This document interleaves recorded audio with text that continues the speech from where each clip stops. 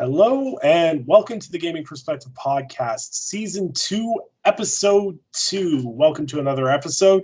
And just as a quick reminder, don't forget if you want to support all the things we do on this channel, you can support us over on Patreon at www.patreon.com/gamingperspective. So, as always, I will introduce my panel. On my left is the news editor for the Inner Circle Games Network. Sam, how are you doing today? I am doing very, very well. How are you doing? Oh, it's a Tuesday after a long weekend. I'm sore. I'm tired. I don't want to go to work. Sounds about right. Yeah. And also joining me as well is writer and newly anointed affiliate program director for the Inner Circle Games Network, Jared. How's it going, everybody? Thanks for tuning in. I'm excited to get talking. We got some pretty interesting subjects today, so let's get going.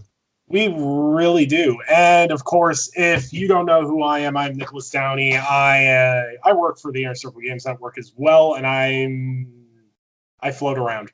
So,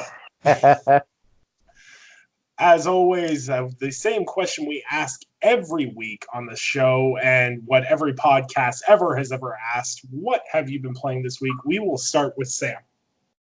So if I'm being perfectly honest, E3 prep is reaching critical mass, and I haven't had a lot of chances to play stuff, but I have been able to get in a little bit of Apex Legends, which is good because I've got a demo scheduled for Apex Legends next season, Season 2, at EA Very Play. nice. And so I'm looking forward to seeing what changes are brought then. They say there's some stuff that's going to be happening with the map, new guns, new characters, stuff like that. So that's pretty cool.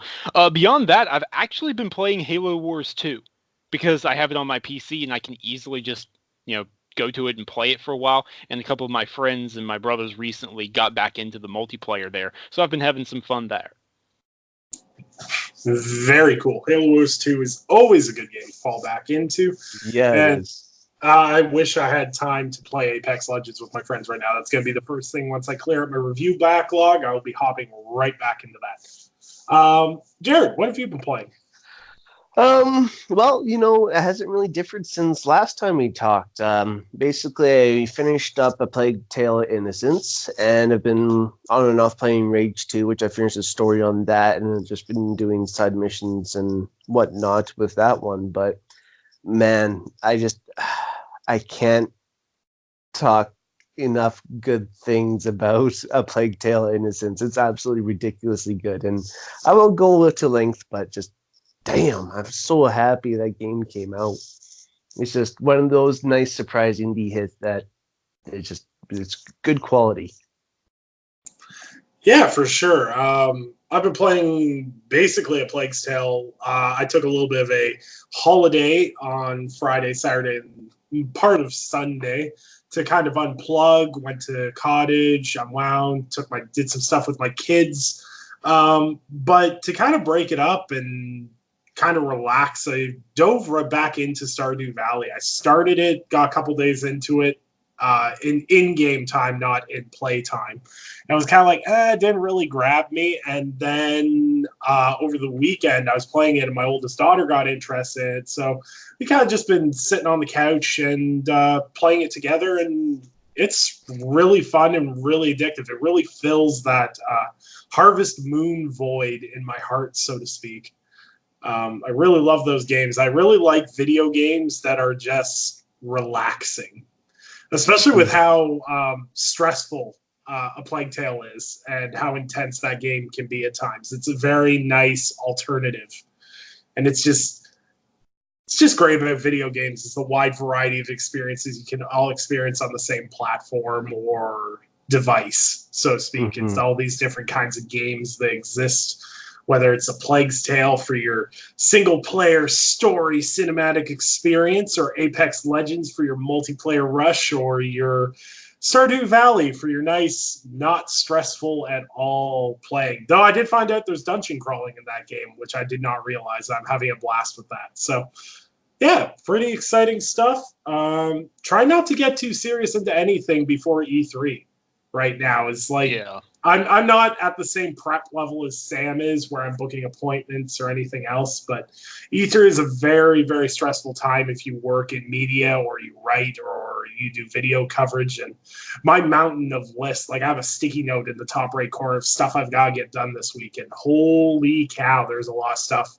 I really wanted to get into Persona 5 pre-E3, but that's going to be a post-E3 unwind game, I think. So, yeah, that's kind of where we're sitting there. So, we're going to dive right into our news. And boy, has there been a lot of it this week. Like when I was putting the topics list together, I was like, oh, we got to talk about this. Oh, we got to talk about this. Oh, we got to talk about this. This is truly E3 season now. We are into the point where it's like there's things I had to leave out versus last week where I was scraping the bottom of the barrel for news. So, first on the docket, PlayStation 5. New footage shows PS5 performance versus PS4 Pro. In the lead up to E3, there are always bound to be leaks ahead of the conferences, with Sony not having a PlayStation E3 conference, however, has not protected them from people getting sneak peek of what we can expect in the upcoming next generation. A reporter, Takashi Mochizuki, released video footage from an internal conference in which Sony showed off some of the performance enhancements that will come with PS5. The main footage showed load times in The Division 2, which people should be very familiar with. I'm sure Jared will co-sign this, is the initial load time on The Division 2 to load into the world can be long. It can be, yep. It can be, like, there's no load screens after that, but the initial load can be, I'd say a solid 30 to 45 seconds, probably, would be a safe bet. It's not bad. Well, it differs so much on your hardware, your console. If it's on an external hard drive, and the external hard drive is actually an SSD, like, there's so many factors into it. But yeah, it does take a little while to get going. It does take a little while. They showed off PS5, and it managed to boot The Division 2 in 7 seconds. Which is astounding, but also keep in mind it's also important to remember that this is a quote-unquote last generation game that it is rendering as well. So what that will mean for next generation titles, which will be more graphically demanding and everything else, we don't know. But still very impressive performance. It showed a little bit of picture quality difference. And this just confirms some of the things that Mark Cerny talked about, where he talked about that we're going with the SSD, which is a very smart move that is the next generation step, I think, for all hardware at this point, unless your name's Nintendo. And it just seems like faster load times in big open world environments are going to be huge. And I'm wondering if we're going to see more games like God of War where there isn't loading screens because of this technology. That would be nice. It would be nice. It's a big deal for sure. I do want to remind us all, we got to keep something in mind here. They were using Marvel's Spider-Man to demo this tech, right? I mean, it was a different version. It was like a free camera roam, but the idea was there. They showed off how quickly you could zoom through and how quickly it was loading in assets. And that's crazy, but we have to keep in mind that they were demoing a game built for the PS4. It was built to max out a base PS4 or a PS4 Pro, not to max out the technology being used in a PS5. It's going to be more complex, and loading will take longer on games that are actually using those full resources. Does that make sense? Yeah, no, that's so. I'm not trying to downplay it. I'm just saying, hey, keep in mind. It's important to keep true, though. Yeah, like that's a really important aspect. Like when you say, well, PS5 can load Marvel's Spider-Man in, I think it was something like, 0.8 seconds or something? Yeah, and that's insane. I'm not trying to downplay that. That is insane. That is, I mean, the original one took like almost 9 seconds? Almost 10 seconds? Yeah. Yeah, so that's, to go from that to under a second, just under a second, that's crazy. And that's awesome. And we are going to see a big difference even on games that are built for the PS5. I'm just saying, don't expect every game to have sub-second loading. Oh, for sure. But I could definitely say that the Skyrim and GTA 5 loading of yesterday is done. Right. Does anyone remember loading? Well, Skyrim on 360 was brilliant. Anyone remember GTA 5 on 360? I remember loading online. I'd hit the button, go take a piss, grab a beer. Oh, dude, it was brutal. It was absolutely brutal. You know what I remember? The damn long-ass loading times of Anthem. Oh, that was... Yeah, see, Anthem never let me get to the loading screen. I mean, guys, I love it. It's my game of the year so far. But Metro Exodus load times are brutal. They're not very common, but they're brutal. So, quicker load times, that's a big deal. And I haven't written an article up on this yet. I am going to, but in Sony's investor relations report, they talked about how there are 2 words that they want to associate with the next gen PlayStation, the PlayStation 5. There are 2 words that they're pushing: immersive and seamless. They want immersive graphics, and more importantly, in my opinion, they are pushing the idea of seamless. Remote play will be seamless through PlayStation Now, now working on Azure servers in collaboration with Microsoft, the memorandum of understanding they have there. They're pushing seamless loading, seamless streaming of assets. And streaming of assets basically means how quickly it can load the graphics in as you wander through a city and stuff like that. So I wish them the best of luck. It's not going to be easy, but I'll tell you this, that is a good thing. Like, I respect them for not pushing best graphics in the biz or most cinematic. Like, they're pushing seamlessness, and I appreciate that. I really do. Yeah, the direct translated quote that really struck me was in explaining explains because what Sam's quoting is from a direct document. Yes. And the quote from the conference, which has been roughly translated, and once again, take translations with a grain of salt. In explaining PlayStation's seamless feature that Sam was just talking about, the company used the phrase anytime, anywhere, without disconnections, which points more and more that PS Now is going to become a major play into PlayStation's next generation plans. Very much how xCloud is playing into Xbox's next generation plans. And people need to keep in mind that these are going to be options that these companies are exploring because there is an untapped market for these. However, they are still predominantly focused on their main console making money. That's where their money is right now, but they're trying to find ways of making more money appear. Any good business, doesn't matter what you work in. I work in utilities. We're constantly trying to expand on, well, what can we do better? What can we provide to our customers that'll get us more customers? And sometimes you got to think outside the traditional box. You can't just keep giving your customers the same thing year over year over year. Like with video games, we can kind of assume that, oh, well, we're always going to love immersive storytelling games with better and better graphics and everything else. But changing how you play a game is a risky investment for a company. How many times have we seen a company try to change the way we play video games and outright fail? The Virtual Boy, the PlayStation Move originally, the Nintendo's undying love for motion controls. And things like that. These companies are constantly finding new ways to bring more people into the gaming money pie. And the next step seems to be portability. And with the sales numbers that we've seen from Nintendo, it's really, really hard to argue with that logic. Who doesn't want to take Horizon Zero Dawn 2 on the road? Right? I would. In a freaking heartbeat. The real question is, who's all going to capitalize this all on everything first?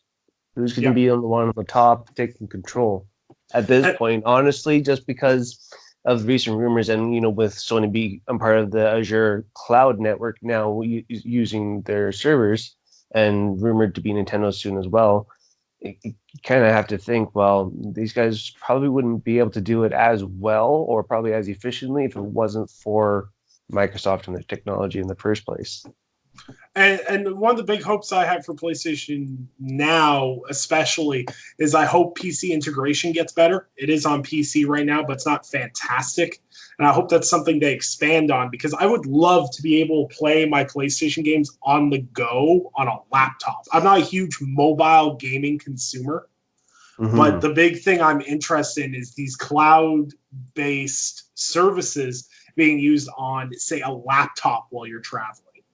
Because I can't really get down with playing a game like Spider-Man or God of War or Doom on a mobile phone, but I could definitely get down with streaming it to my laptop. So I hope sure. I really hope that's something they look into. I'm really excited for what the future brings. This, like, I'm not a huge person that's screaming about xCloud and PlayStation Now and cloud streaming's the future. Nick. Yes. Hey Nick. Yes. PS Vita remastered coming out along with the PS5. Don't get my hopes up. Honestly, it's never going to happen. and you know what? This is the thing that cripples me, is because I'm like, hey, you guys know you made a device like a few years ago that was perfect for this, right? Well, like, that's the worst, right? Exactly, because if they kind of revamped, it came with a very newer model, but much more upgraded to go along with next generation, it would probably be an absolute hit. Like, honestly, especially if they were to go with this whole seamless thing with wireless connectivity and the cloud servers and all that stuff, it would just be smart to do. You need to have a portable way to sell your product and sell your system alongside others as well, in my eyes. So I honestly hope PlayStation and Xbox both come out with some sort of their own version, like a newer version of PS Vita or a Surface tablet they can take out that is a gaming version for on the go. That's much cheaper than an actual Surface tablet. But then you got the Switch, which speaks volumes, what we talked about earlier, and it's just like, to me, it's a smart thing to do. Yeah, for sure. And I definitely see Microsoft maybe coming out with a cheaper line of like Surface is getting cheaper and cheaper. And I have a feeling that Surface is going to be a key integration point for xCloud. And I'm hoping beyond hope that Sony has something along those lines in the plan. Like, I'm not holding my breath for a Vita successor, but it'd be cool. The inner fan in me would love it. Man, just give me a Surface Hub. I'll take that everywhere I go. Yeah, right? I wish. Yeah, I wish I could even have that in general. That thing's massive. Yeah. So we're going to move on to the next piece of news, which is kind of an interesting thing. So the key point of this is a rumor, but this is becoming a more and better sourced rumor as it snowballs along. So George R.R. Martin is apparently working on a From Software game. Now, we heard about this earlier. I think it was a few months ago at this point. But there's now a new rumor. So a new rumor indicates that George R.R. Martin is working on a From Software game in some capacity. George R.R. Martin is an accomplished author, best known for a series of Song of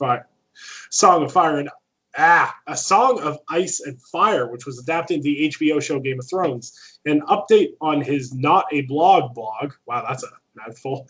George R.R. Martin confirmed they had been, at the very least, consulting on a Japanese video game. And the direct quote I will trim down is, "I'm involved with a number of future projects, some based upon my own stories and books, some on material created by others. There are these short films I'm hoping to make, adaptations of classic stories by one of the most brilliant, quirky, and original writers our genre has ever produced. I've consulted on a video game out of Japan." So, according to Gematsu sources, this new project known as GR is the result of a collaboration between George R.R. Martin and Hidetaki Miyazaki, the president of From Software. The game will be an open world with horseback riding, and a full reveal will take place at the Xbox E3 2019 conference, which is less than a month away. So, this is really cool and everything else, but I've got a pitch to you guys. I want to hear your thoughts on it. Mm-hmm. From Software has done an exclusive game for Sony. And they've done the Dark Souls series. Do you think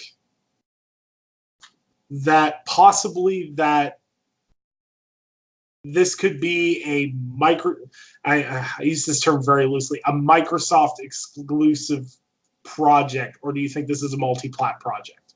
My gut tells me it's a multi-plat project. Yeah. Especially if they're getting a writer like George R. R. Martin to collaborate with Miyazaki. You want this thing reaching as many people as possible. And it's the end of the generation, but we haven't quite hit next-gen consoles yet. So my gut would tell me that it's multi-platform. May I touch on an interesting part of this rumor, though? That Of course. No, not that you missed, but it's interesting background. Back in March, a YouTube channel called Spawnwave actually published a video on this whole thing. They were the first ones to say that this was happening. Myself and others laughed them off at the time because we're like, hey, this is ridiculous. There's no way this is happening. And then you can imagine how my eyes bulged out of my skull when I saw on George's blog, which I do keep up with, that that he had been consulted for a Japanese game. That's, I don't know. I mean, that alone in and of itself is not technically, confirmation, but I would say that's as close to being confirmed as a rumor can be. They say this is happening in March, and now today he publishes this on his blog. Like, come on. Pretty crazy. Yeah, and it's great you brought up Spawnwave because it's important to note that he has a very, very, very good track record as well in terms of when it comes to predictions and inside info and whatnot. He's very reliable. So it's really interesting to me that, because I remember that video blowing up on Reset Era, and everyone was like, what do you know? And he's probably giggling right now. But definitely. It's very interesting. I'm all for it. But let's just hope that the people that reach the ending get a satisfying ending. Am I right, guys? Got a satisfying ending, Jeez. I'm going to just quickly throw this out there. Don't. What? It's about what we're just talking about. All right, okay. All right. I actually don't think it's a Game of Thrones themed No one Dark said Souls it is. like game. I know. I've seen lots of people say that actually. They're but wrong then. Like, he's consulting I on the know. writing in the story. That doesn't. It's not. It's going to be a new IP. I know. I've seen people going, "It's a Game of Thrones, Dark Souls." I'm like, no. Just put that out there. It's not gonna happen. I doubt it. There's too much to it, honestly.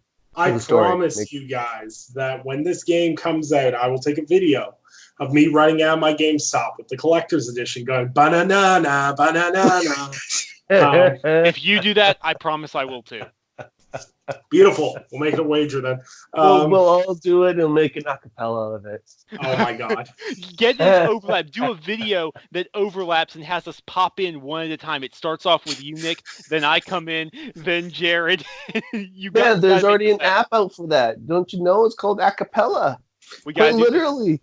Nick, we got to do this. We're doing this now. This is a thing. It's in a podcast. It's official now. All right.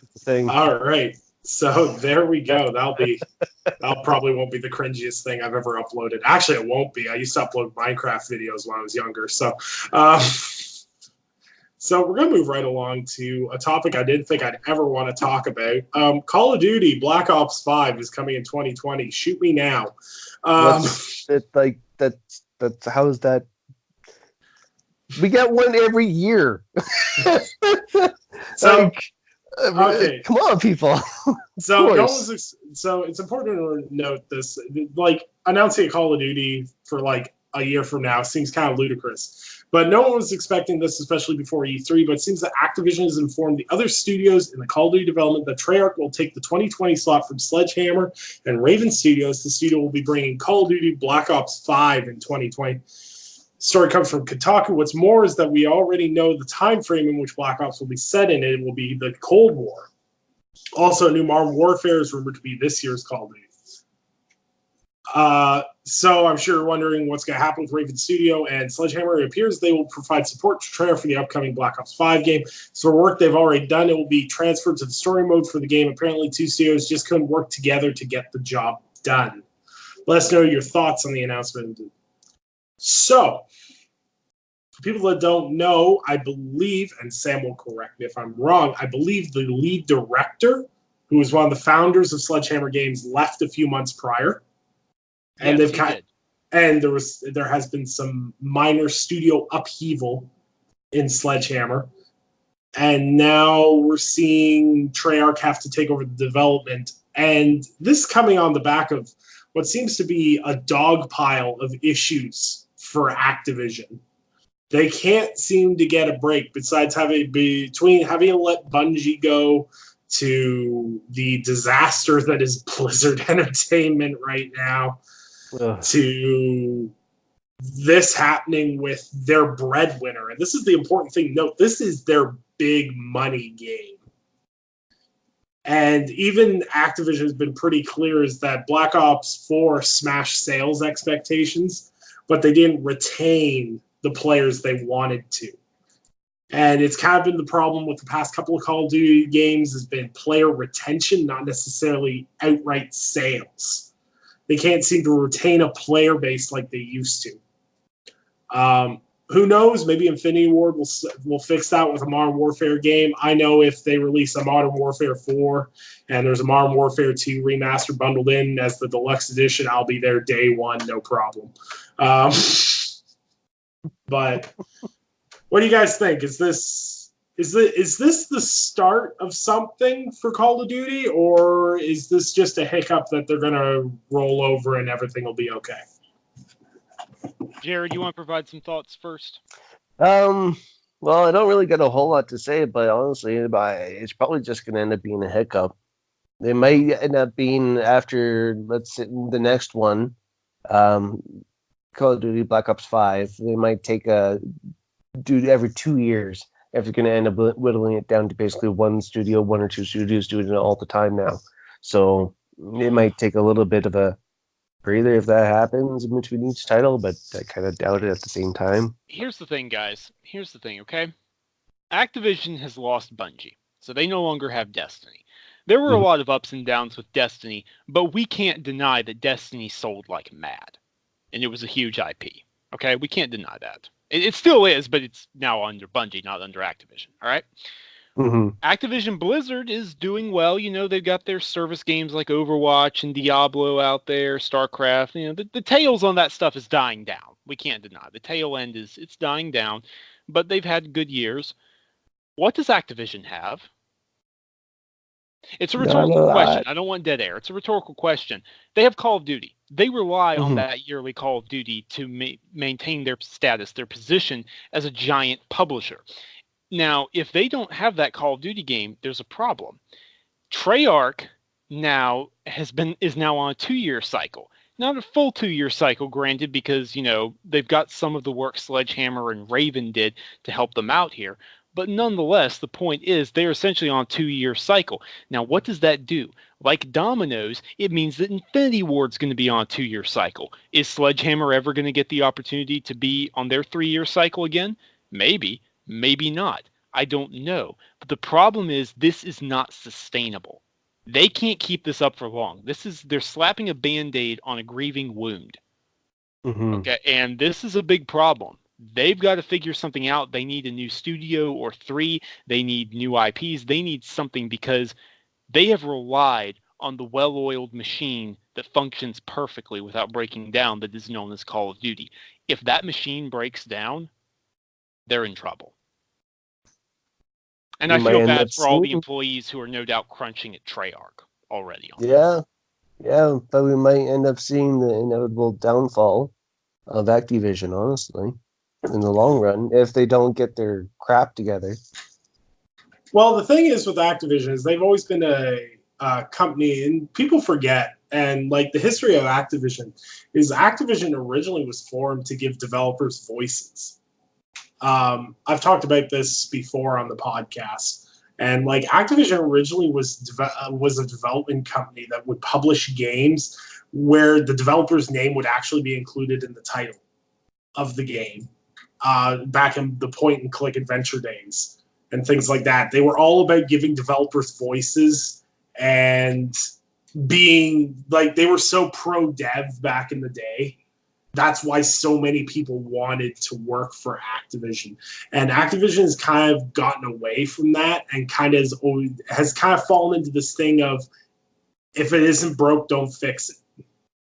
And the thing is like, they bought Blizzard to fill a void they had. They picked up the call it like, they can't buy their way out of this problem anymore. There's no big studio that they can purchase to fill this void anymore. They need to make what they have work. And it's the same kind of situation EA's in, is the wheels are falling off. And people are going to remember you for the wheels. Like, people are going to remember your wheels falling off, but people will remember you more for what you did to try to put the wheels back on. And what I mean by that is, everyone forgets that Ubisoft was a meme for like 3 years at the start of this generation. After Watch Dogs, Unity, the original Division, those games got lambasted, downgrades, technical performance issues. Like, Assassin's Creed Unity was an abomination for the first month.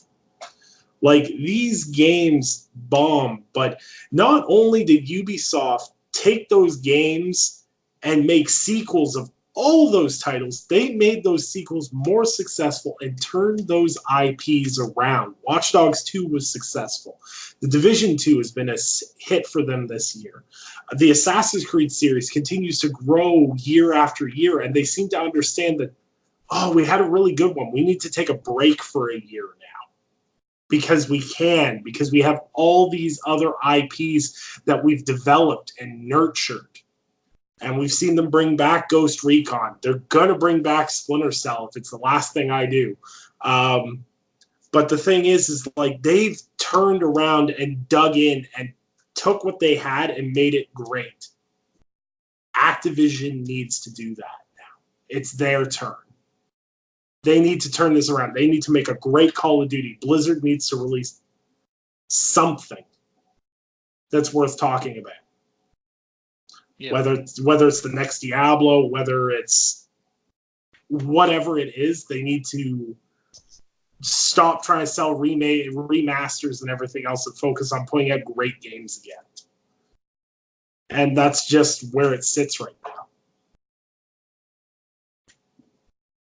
So we'll wait and see. We'll watch this with bated breath. I'm kind of excited for Call of Duty this year, but I've skipped the past 3.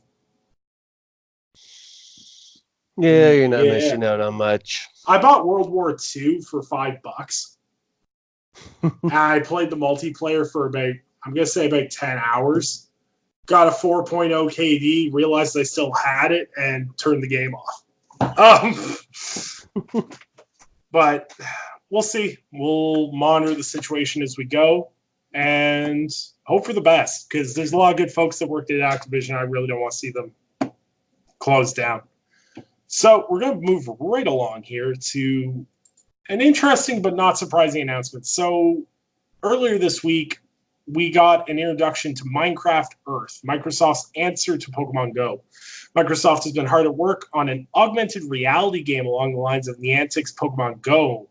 We will not have to wait too long before it will be in your eager little hands. Okay, I love Jason's wording on that. I'm going to have to commend him on that. It's called Minecraft Earth.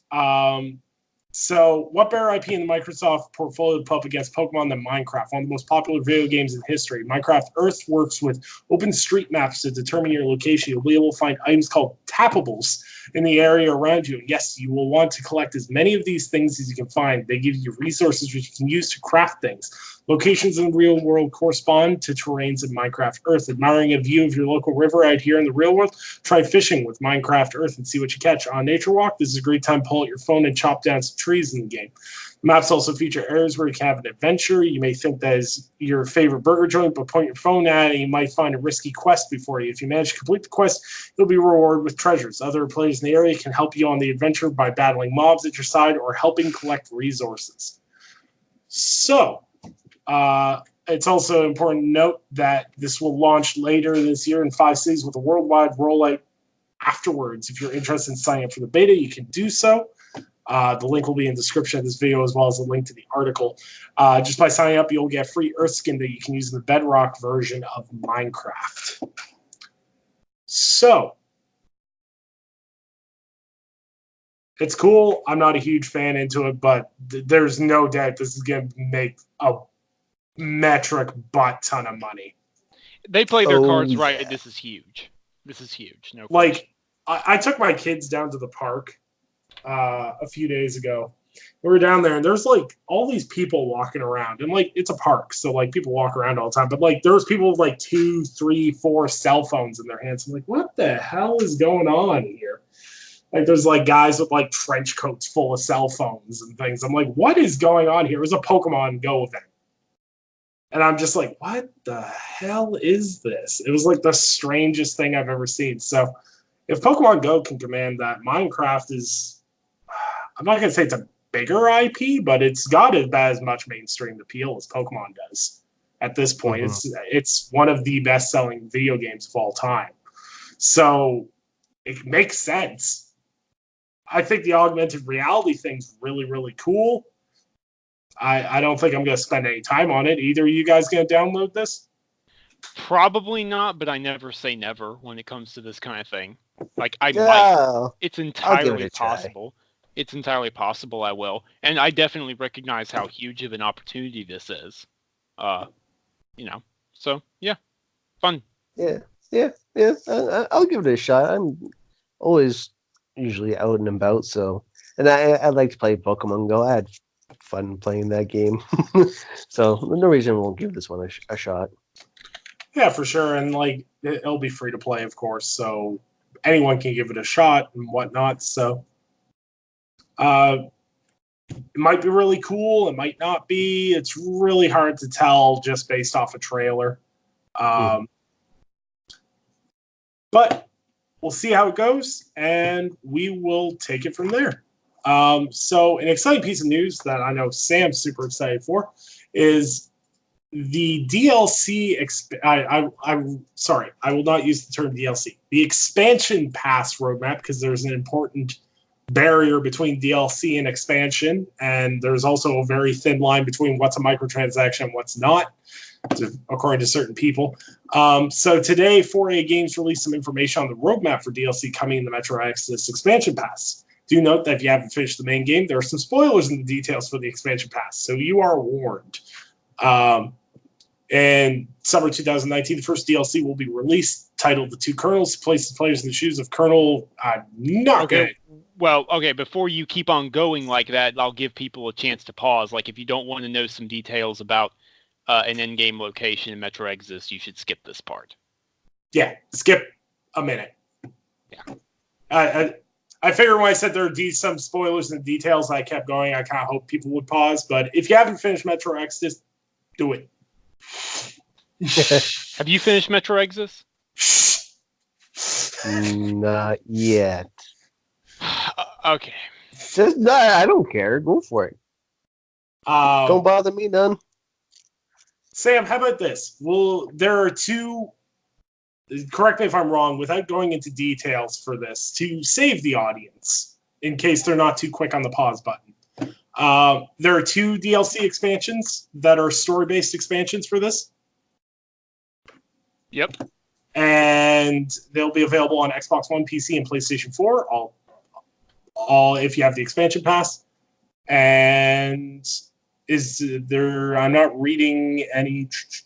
So the first one will be in summer 2019, and it's titled The Two Colonels, and the second DLC is called Sam's Story and will release in early 2020. And the second DLC is going to be much more of a sandbox, they've said. They want to try their hand at a sandbox location. So, Very cool. So we'll skip the story bits on what the DLCs are. If you're really interested, there will be a link in the description, of course, linking to the article. So if you have finished the game and want to see what it's about, you can. And then we can save our audio listeners some spoilers. Snape kills Dumbledore. I'm sorry. That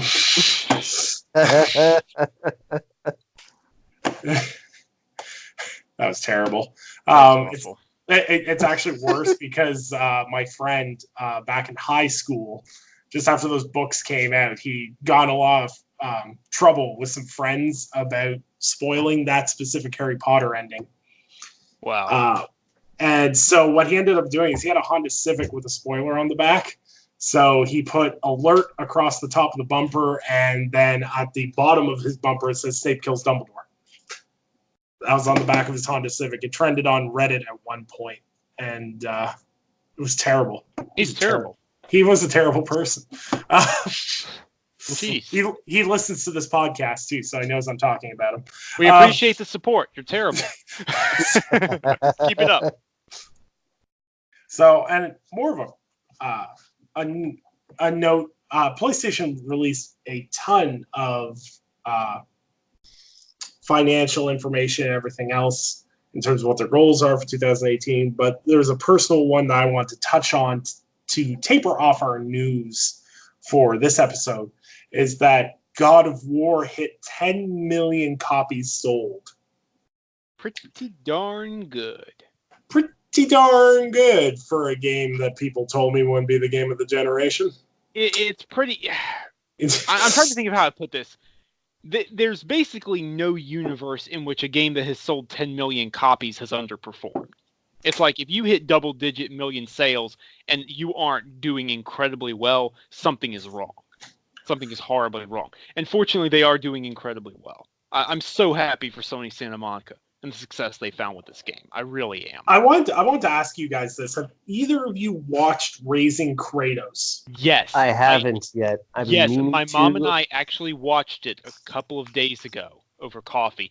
Fantastic documentary.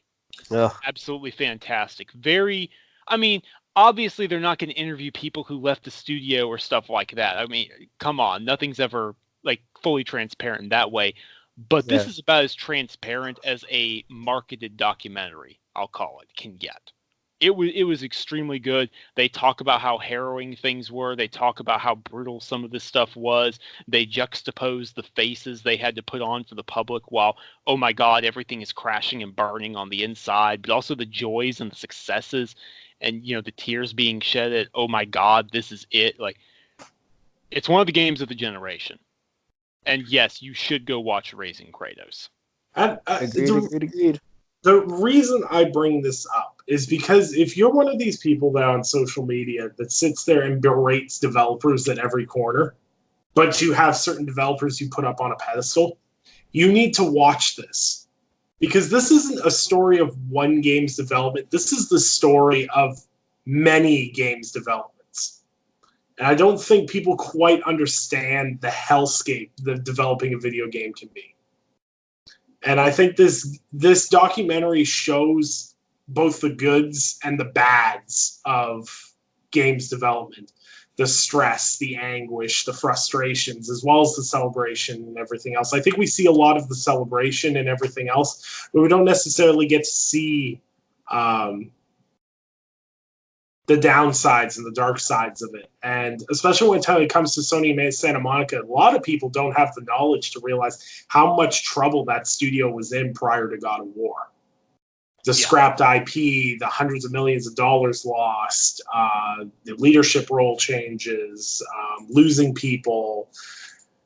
Them being able to go from a failed IP with hundreds of millions of dollars wasted to turning out a game of 10 million copies in just a little bit over a year is astronomical, and it outpaced every God of War title previously. It's absolutely astounding, and if you have not played God of War yet, slap yourself and go buy it. It's like $30 now. And shout out to Sony for realizing that I really love their pricing strategy with a lot of these single player games. Like Spider-Man's like $30-$40, like regular price. You can get almost all like I don't think they control the Yakuza prices, but like I can find Yakuza 0 for a standard price of $30. Persona 5's $30 standard. They've been really proactive with pricing these games competitively so that there's not as much of a barrier of entry. It's not like Nintendo games that stay $60 until the day I die. Like I was at my GameStop and they were still selling Wii U games for $60. I'm like, who the hell's gonna buy this? Wow. Ain't nobody wants Super Mario Maker, the original, on Wii U for $69.99. Nope. So, congrats to Sony Santa Monica and the whole team over there who do fantastic work. And yeah, hope to see their new game eventually in a crunch-free scenario. And tell me if I'm wrong. Who wouldn't want to, like, take your favorite studio? Would you not want a documentary detailing all the development details? Seriously, I wish we got these kinds. I wish we got these kinds of documentaries for more games. Oh, definitely. And, like, I think it'd be really cool if they did. Like, I understand, like, I believe Colin and Chris covered in Sacred Symbols really well in the terms of you can't just have a guy filming you during development because that's how leaks happen. Yeah. Because that's how the Uncharted 4 leak happened, was people filming stuff for The Last of Us. But, like, giving an inside look at games development might make some people understand a bit better. Like, some people are always going to be assholes. That's just how it is. But you might change some people's perspectives with this. And I just think it's really cool. It's a great way of promoting the game, and it was a cool 1-year anniversary thing to do. And I really hope we get to see more of these. I'd love to see a docuseries on The Last of Us Part 2 development. But I highly doubt we will, though. So, we're into our discussion topic. This one's been circulating the internet, and there's been some really spicy takes on this. So, this is originally reported on from Wall Street Journal. Kotaku did some more in-depth reading on it. So, top streamers said to earn $50,000 an hour playing new games. So, top Twitch streamers can make $50,000 per hour streaming new video games, the Wall Street Journal said in a weekend report. Kotaku spoke with industry sources who confirmed the report, adding that $50,000 per hour wasn't even the highest figure they'd seen. The report claims that publishers like Activision Blizzard, Take-Two, Ubisoft, Electronic Arts regularly pay big sums to big-name Twitch streamers who play and publicize their games for a large, dedicated live fan base. Ben, Dr. Lupo, referenced in the story, has 3.2 million Twitch followers. When popular streamers check out new games, it may not be purely out of personal interest. They're often making big money, the report claims. Getting $50,000 an hour to live stream a game and make it seem cool is a hell of a gig. According to two industry sources interviewed by Kotaku, that number may not even be the highest threshold. We've seen offers well over $50,000 an hour, as well as many as 6- and 7-figure deals for long-term engagements, said Omid Darani, CEO of the Online Performers Group, which represents top streamers like Carnage and Professor Broman. I can't share specific companies as the payment terms are usually confidential. We had one offer from a AAA publisher that was $60,000 per hour for 2 hours. The broadcaster declined it, and the publisher came back with a blank check offer, which was still declined. Pricing isn't just based on reach, he added. Bigger audiences, typically anything over 5,000 viewers, tend to be younger and have lower engagement. So you can't just say something like 1 viewer equals, for 1 hour equals $1. Not all streamers and their viewers generate the same results. Those following the $43.4 billion industry's financial trends, the huge money sponsorship shouldn't be a surprise to Twitch streamers on 2019's pop culture into savvy marketers. Nothing could be more intuitive or cost-effective than leveraging this fledgling industry's relatable micro-celebrities to promote a product. That was a game changer for survival shooter Apex Legends, which became the #1 game on Twitch after top streamers live streamed it. Electronic Arts stock gained near 10% following the boost.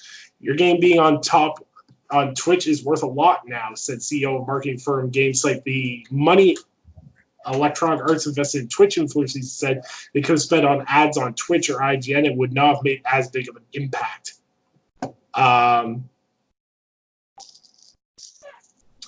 So I'm just scanning through here to make sure I got everything that's relevant, and I don't want to leave out a. Oh, here we go. Live streaming may feel more authentic than traditional ads to fans who trust their favorite streamers, give their honest, candid opinions. With the company sponsoring their streams can maintain a degree of influence on their content, according to Ariana and Lieb. It's common for game publishers to ask streamers to sign non-disparagement clauses. Disparagement is not the same thing as criticism, Dariani explained. It's more like saying the developers of this game are morons and shall be fired, rather than the combat system in this game could use some adjustments. Other times, according to Lieb, a game publisher might ask a streamer to check out their game first to see if they like it. A 2016 Kotaku report included one marketing firm's guidelines for what constitutes a quote-unquote kosher sponsored video. Do find something in the game to gently poke fun at and incorporate trailers / gameplay footage in the video. Don't curse or use foul language in your video. Celebrity streamers play an increasingly crucial role in publishing companies' marketing plans. Yeah, it's not always clear that they're doing it. In a 2019 Reuters report alleged that Electronic Arts paid Tyler Ninja Blevins $1 million to play and tweet about Apex Legends. Blevins, along with Michael Shroud, I'm not going to attempt to pronounce his last name, both streamed the game on its launch with Apex Legends partner graphics. And they didn't seem to describe what that specifically entailed, reported Kotaku. Reach for comment. Publisher EA explained that EA requires full disclosure and transparency with every game changer, content, activation, or paid sponsorship that we are involved with. In 2017, this is an important note, in 2017, the Federal Trade Commission released guidelines on how influencers can endorse products legally. Reach for comment, a FTC representative referred Kotaku to their guidelines. Since viewers can tune in anytime, they could easily miss a disclosure at the beginning of the stream or at any other single point in the stream. If there are multiple periodic disclosures throughout the stream, people will likely see them no matter when they tune in. To be cautious, you could have a continuous, clear, and conspicuous disclosure throughout the entire stream. Influencer culture has become an inexplicable arm of advertising as more and more marketing happens behind the curtain. It's becoming harder to tell when we're being sold to, and at the same time harder to care when we love who's selling. So,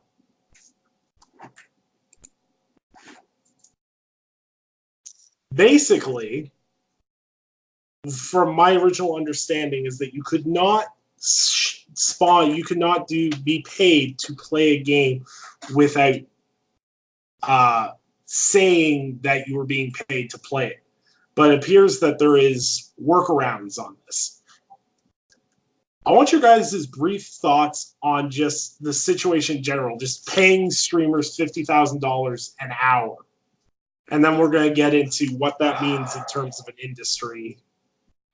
Can I, at that pay rate, can I just work 1 week and then retire for the rest of my life? That'd be wonderful. Well, quite literally, I could put in 8 hours a day for 5 days a week for only 1 week, and I could retire for basically the rest of my life if I got paid $50,000 an hour. Really? I wish I got paid that much. It's absolutely ridiculous. But I know Sam probably has quite a lot to say about it, so I'll let him talk about it. Yeah, I'm gonna let Sam unpack first because I've talked with him in DMs about this, so I'm very interested to see his spoken thoughts on this. Okay, here's the problem. Here's the issue. I'm not gonna go into the whole why does the public not trust journalism thing, that whole debate. I'm not getting into that right now. But it's fair to say that a good portion of the public, depending on journalist, does not appreciate journalism. Okay. So, with that established, there's a fair bit of people who say YouTubers and podcasters and, how do I put this? Yeah, influencers on social media have overtaken the original journalism role in terms of attention, and that's why video game sites are dying. Maybe, maybe not. I'm not here to get into that. But that's who the people trust.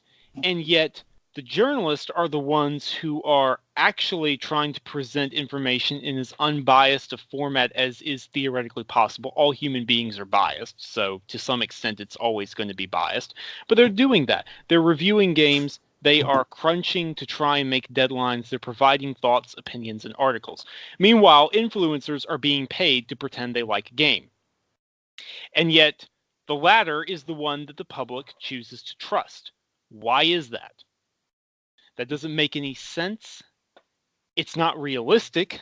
And frankly, it's infuriating that there's actual evidence of these people being paid, but they're the ones who are pushing the whole, oh yeah, just listen to me. I'm loving this game. I'm sticking with it. And the fact that ad disclosures aren't taking place is just the cream on this. It's the cream of the disgusting crop, quite frankly. And it's sickening. And it should be sickening to anyone who has a care for this industry. This should infuriate you. Now, if you've ever written game reviews on a website, no matter the size, someone will have accused you of taking payment. Yep. For a positive review. Sam got with State of Decay 2. I got it with Days Gone, and I got with another one of my reviews. I believe it was Spider-Man, which I don't understand because I was actually lower on the spectrum than some people on Spider-Man. Go figure. Yeah, go figure. I took money to give it a good review. I gave it an 8.5. Okay. But I've been messaged that, whether I'm writing news articles or whatnot, you're paid to say that. Your games writers aren't the future anymore. The future is live streamers. They give us their pure, unfiltered thoughts. Yeah. Pure, unfiltered thoughts at $50,000 an hour. Right. I think the most frustrating thing for me out of this, and shout out to John from SGDC for saying this on Twitter too. I don't want to rip off what he said, but the basic thought pattern is, imagine working at some of these studios like Activision and EA who have had massive layoffs, and to find out that your company's dropping $50,000 an hour to streamers to play the game, but your job, which was under that $50,000 most likely, was not worth their expenditure. It's sickening.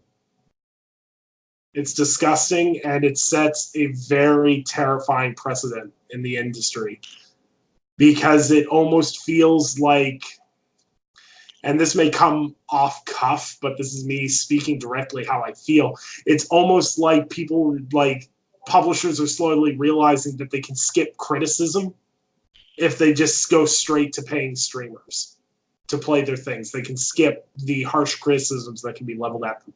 Do I think games journalism has problems? It does have its own unique set of problems, and their clickbait is rampant. But you can't tell me that clickbait is rampant in video games journalism and then go to the front page of YouTube and tell me it's not rampant on the other side as well.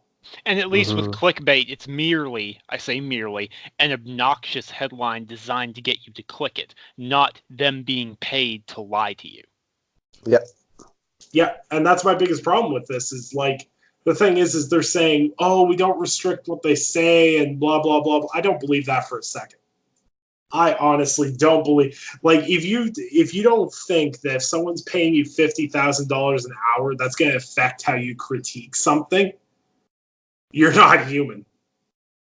Because, like, if you pay someone, like, it's a mess. It's honestly a mess, and it feels like a workaround because I feel like publishers are tired of getting lambasted for solid criticisms, so they're taking specific games that don't review well and skipping the review process just to get out to the public as fast as possible. And there's several games that have come out recently that have skipped the review process, so to speak. PUBG is one. There are reviews of PUBG floating around, but it never really had a solid review time. Was another game that influencers were paid to play. Apex Legends is another one. Did that go through a review process or anything like that? Not really. I really have a disdain for publishers doing sneaky things to kind of avoid the review process with certain games, because to me, things like Apex Legends, like one of my biggest criticisms of Apex Legends is there was not a lot of content on launch. Like, it's a free-to-play game, but it's one map, 8 characters for a very long time with no new weapons. That would have reviewed horribly. Yep. It would have. But they paid influencers to drum it up, and influencers and people ate that game up. And instead of having the media get early access to it and be like, yeah, this game's lacking content, and projecting that view to the public, they got streamers being like, look how fun this game is. It's so enriching. It's so interactive. It's so... They get a different spin on. I'm not saying every publisher's trying to do this. Like, don't get me wrong. But it feels very underhanded. And that's just kind of where I'm sitting with it. It feels underhanded and slimy to sit there and be like, well, we're going to pay this guy. So if, for example, if Shroud streamed Apex Legends for 6 hours, so you're paying this guy $300,000 for 6 hours. For 6 hours of his day. For a day to play this game. That is very different than when media gets flied out to try something. Like, don't get me wrong, I do have my feeling, like, there is a feeling I get if a company flies you out to test a product. Of course, you might personally be a little bit more lenient to it, but if someone's paying you $300,000, I highly doubt you're going to have a critical bone left in your body. It brings to mind the whole thing about the speck of dust in your neighbor's eye versus the pole sticking out of your own. Mm-hmm. Yeah, like, you go ahead, you can fly me down to the event, you can pay for my hotel, for my food, for my drinks, and all that kind of stuff. But I better see a $250,000 bonus check on top of that for me when I go home. Like, really? And that's the thing, is like, the thing is like, most of the great guys I know in games journalism, they're not rich by any stretch of the imagination. Nope. Middle class or lower to middle class would be where your pay falls. Games journalism, if you want to make big money, games journalism isn't it. No. Not at all. Like, even the people, like, there's some people I'm like, you don't even have a passion for this. Why are you doing this? Like, I get that people are frustrated with certain aspects of games media. I get it. There's times I'll read an article title, I'll send it to Sam, and we collectively roll our eyes into the back of our heads. And I get that. But to discredit a whole group of people, it doesn't even make sense. And like, as someone who writes for a small games media site, the standards that are required to get review copies and things that are anything like that are very, very high, especially when you start talking AAA, when you start talking like Ubisoft, EA, anything like that. To get those review copies, you have to be fairly far up the ladder. They don't give them out to anybody. But like, Metro Exodus was a perfect example. There was a dude that had a review copy for it. He had 132 subscribers on YouTube. And he got a review, quote-unquote influencer copy of Metro Exodus. And he ended up streaming the game for 45 minutes and then not playing it. Was that a worthwhile investment? Probably not.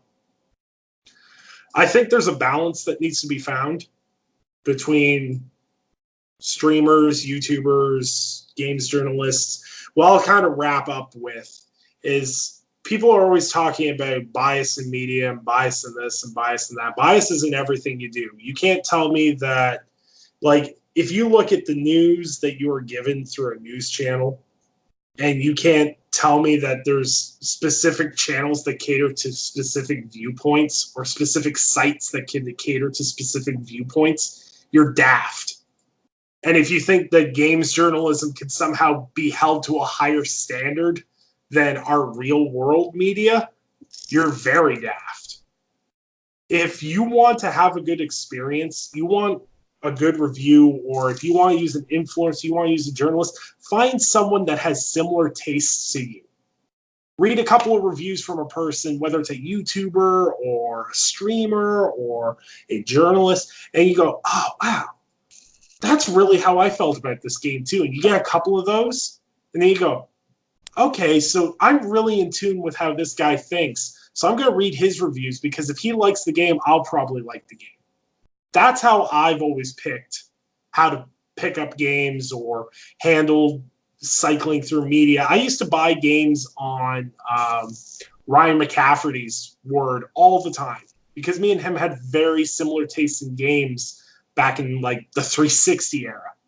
Like when Ryan would review a game, I'd read the review and go, yeah, I'll pick that up. I did the same thing with Colin Moriarty when he was at IGN. I had very similar tastes to those guys, so I would read their reviews specifically for specific games and then pick up on that. I think people need to stop. If you want clickbait articles to go away, just stop clicking on them. Yep. It's that simple. It's that simple. And like people that get mad about social justice and all that stuff that people blow up at Kotaku, Polygon, and those sites for. If you want that stuff to not be written, like if you don't want that stuff appearing in your feed, mute the accounts. Don't pay attention to it. Because sometimes it can be an interesting perspective to read for some people, but you just sit there and go, oh, it's just a video game. Who cares? Then just keep scrolling. Yep. Plain and simple.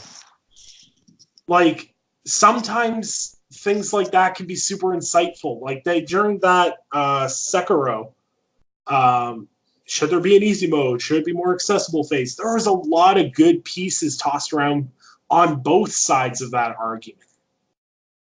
I didn't necessarily agree with everybody, but there's a lot of good pieces that got tossed around on that. And I was like, oh, well, that's a really good point. And it really changed my perspective on the issue as a whole. And like, I think people need to get away from just being like, oh, well, I don't like what this guy's writing about because I don't think video games are that deep. So screw this guy and screw the whole website. It's stupid. It's just where I'm at with this stuff. It seems like an endless cycle of nonsense on every side of the front. Because I'm definitely not going to sit here and pretend like games journalists are perfect. I'm definitely not going to pretend like streamers are perfect. Both sides are making some really stupid decisions. But one side's obviously reaping the benefits a lot more. And one side takes the criticism for supposedly reaping those benefits. Because, like, I want to ask you guys, in the whole time that you've been following games media or reading reviews or anything, how many reviewers have come out and been like, yeah, I got paid money for that? None. Yeah. Exactly. The only nonsense I'm aware of in terms of game reviews has been the whole thing that happened last year with the guy who plagiarized multiple reviews. And everyone in the industry got together to say, we can't believe what we're seeing. That's true. And even then, he wasn't getting bribed. He was just lazy. Yeah. That's all it was. It's just plagiarizing. It's like really and honestly, as much criticism as I can level at IGN for some things, how they handled it was fantastic because they got the ping back. They was plagiarizing, and they had him fired within 12 hours? Yeah, maybe 24 hours, but yeah. Yeah, it didn't last a day. And like to quote Dan Stapleton, who's the review editor for IGN, who was like, I remember the original tweet. It was like, we're looking into this issue. The whole team's involved. We'll give you more information as it becomes available. And then the next tweet was basically, yeah, fuck this guy. We're firing him. Like, there was no professionalism leveled at him, and he deserved none.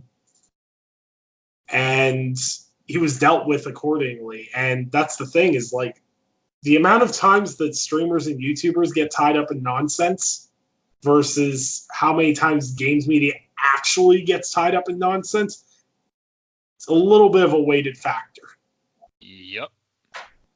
Because, like, think about it. Look at that YouTuber that tried to say EA shut down his channel for giving Anthem negative reviews, and then it turns out they broke embargo. A little bit different there, champ. Yeah, a little bit. Leveling criticism at a game is one thing, but breaking embargo, doesn't matter if you're a games journalist or a YouTuber, an influencer, whatever title you find yourself using, don't break embargo, because they got very special people to deal with you if you break embargo. But that pretty much wraps it up. I just think it's just be nice. It's the dumbest phrase, and I hate it, but just be nicer to people. That's what it comes down to, is half this stuff, if you don't like what someone writes, don't read it. Or if you think that they're wrong about something, constructively feedback. Like, I wrote an article being critical of Xbox. I said the challenge is Xbox faces. And literally I had 6 guys tweet at me that took the first sentence of the article that said, well, Xbox is primed for a great E3 2019. That's as far as they got. And then they're like, well, this article's crap. I'm like, did you read the rest? Where I basically lambasted them for things that they haven't been doing. Well, no, this part. I'm like, no, read the whole thing. And that's the thing, is like, I hate when people take screenshots of a piece. I know Sam's the same way. Don't you hate when someone screenshots a part of your review, whether it's a good part or a bad part, just so that they can get their own little hubbub going? It's a great feeling. But it is what it is. Nonsense will continue. The world's getting crazier every day. Who knows what tomorrow will bring? We never know. Sure. So after that little tangent, we're going to wrap up the podcast. And of course, we appreciate all of you that listen on a weekly basis, every Friday, the Gaming Perspective podcast. I'm going to get a little bit better with the timing, just getting tweaked with the scheduling and everything else. So I hope you guys have been enjoying the new format. Eric will be back with us in our next episode, so it'll be great to have him back. We've got some E3 related content that will be coming up next week, so be excited for that. That's going to be in the form of YouTube videos, so and maybe MP3 files as well for those of you that follow us on Podbean. So as always, we appreciate your support, and I will let these guys do their outros where you can find them and the great things they do. So Sam, where can the good people find you? You can find me on Twitter at Samuel Tolbert. That's TOLBERT. Come talk to me about games, sci-fi, tech, Game of Thrones, fantasy, whatever. Just come talk with me, please. I will be happy to talk to you. And Jared, where can the good people find you? Oh, well, you can also find me on Twitter at RageVirus_X, and as well at TechGamesNetwork.com. And of course, I'm Nicholas Downey. You can find me on Twitter at Undead3XVI. And of course, don't forget you can support all of our content that we do on this channel at www.patreon.com/gamingperspective. We appreciate all of you that watch and support our content, whether you're a Patreon or not.